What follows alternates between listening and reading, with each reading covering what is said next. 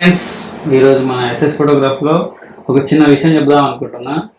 విషయం ఏంటంటే ఎక్కడైనా మనం పని నేర్చుకుంటున్నాం అనుకో, ఒకవేళ ఎగ్జాంపుల్ మన ఫోటో వర్క్ అనుకోండి, ఫోటోషాప్ అనుకోండి.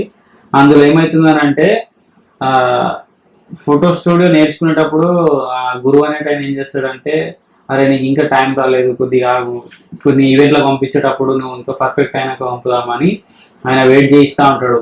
ఎవడన్నా వర్క్ వచ్చిన వెంబట పంపిస్తూ ఉంటాడు, చూడు అబ్జర్వ్ చేయి అంటే వీళ్ళు మన ఎర్రోళ్ళ లెక్క పోతారు. అన్నేంది నన్ను వాడుకుంటుండు, అన్నేంది ఇంకా టైం ఇస్తలేడు, కెమెరా నా చేతికి ఎప్పుడు వస్తుంది అని చెప్పి వెయిట్ చేస్తాడు. కాకపోతే నీ కరెక్ట్ సమయం రాలేదన్నట్టు, నీ సమయం వచ్చినప్పుడు కెమెరా ఇస్తాడు, అప్పటిదాకా కొద్దిగా వెయిట్ చేయాలా. అంతేగాని ఇంకా అన్న ఇస్తలేడేంది, అన్నెందుకు నన్ను ఇట్లా సతాయిస్తుండు అనేది చాలా అంటే చాలా మంది, అంటే నా దగ్గర అని కాదు, ఇంకెక్కడున్న పిల్లలు ఎక్కడ నేర్చుకున్న దగ్గర అదే ఉంటుంది. అయితే దీనివల్ల మీకు ఇండైరెక్ట్గా చెప్పలేకపోతున్నా, మీకు అర్థమైందో అర్థం కాలేదో నాకు తెలియదు.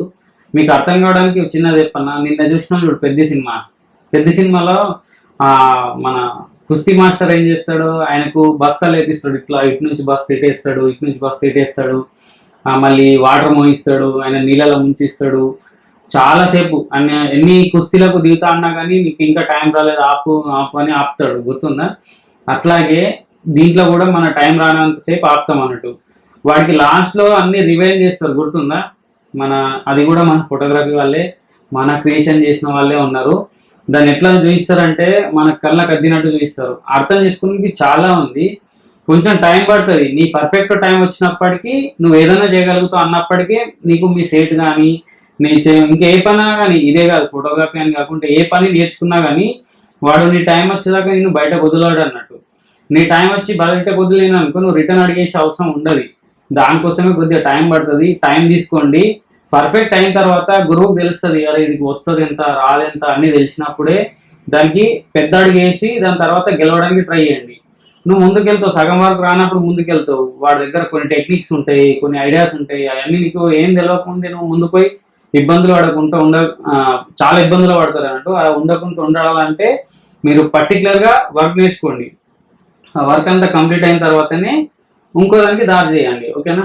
అంతవరకు కొంచెం వెయిట్ చేసి ఓపికతోటి వీలైనంత వరకు కొంచెం హార్డ్ వర్క్. అందులో చూసారు కదా, అందులో 3 గేమ్స్ ఆడతాడు, ఒకటి బ్యాట్మెన్గా, ఒకటి కుస్తీగా, ఇట్లా రన్నింగ్లా. కానీ దేంట్లో కూడా కాంప్రమైజ్ కాడు వాడు. అందరు అంటారు అమ్మ నా బూతులు తిడతారు, నీ అమ్మ లాంటి నువ్వు ఇట్లా అంటారు, అమ్మను వదిలేసినాను అని. అరే 20 ఏళ్ళు చదివినాం బ్రో, 20 నుంచి 25 ఏళ్ళ వరకు ఇప్పటిదాకా మన టైంకి చదువుకున్నాము. ఇంత టైం వేస్ట్ చేసిన దాంట్లో ఒక 2 ఇయర్స్ నీకు లైఫ్లో మొత్తం సెటిల్ కావడానికి కోసం ఒక 2 ఇయర్స్ టైం వేస్ట్ తప్పలేదు కదా. ఏదో 3 నెలలు వచ్చినా నాకు ఇంకా పని వస్తలేదు, ఇంకా అన్న ఇట్లా తిప్పుతుండు అట్లా తిప్పుతుండు, 6 నెలలు అయిపోయింది, 1 ఇయర్ అయిపోయింది అంటే పని కుదరదు బ్రో. మీరు పని నేర్చుకోవాలనుకుంటే మినిమం 1 ఇయర్లా 2 ఇయర్.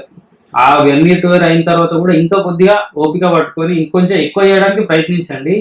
దాని తర్వాత పర్ఫెక్ట్ అయ్యి ఒక అడుగు వేస్తే నిన్ను చూసి అందరు మెచ్చుకునేలా ఉండాలి. అంతేగాని ఇప్పుడు చూడు, ఒక ఊరే మెచ్చుకుంది, అట్లాంటప్పుడు నిన్ను కూడా ఎంతో కొంత, నీకు ఫ్యామిలీలు ఉంటారు, తమ్ముళ్ళు, ఫ్రెండ్స్ అందరు కూడా నువ్వు పోయి బాగుపడినవారు అనేటట్టు నేర్చుకున్న తర్వాత ఏదైనా చేయండి, ఓకేనా? దాంతవరకు కొద్దిగా ఓపిక పట్టండి. ఇట్లాంటి ఇంకా ఎన్నో చెప్దాం అనుకుంటున్నా. సబ్స్క్రైబ్ చేయండి, ఎస్ఎస్ ఫోటోగ్రఫీని సపోర్ట్ చేయండి. Thank you, bye.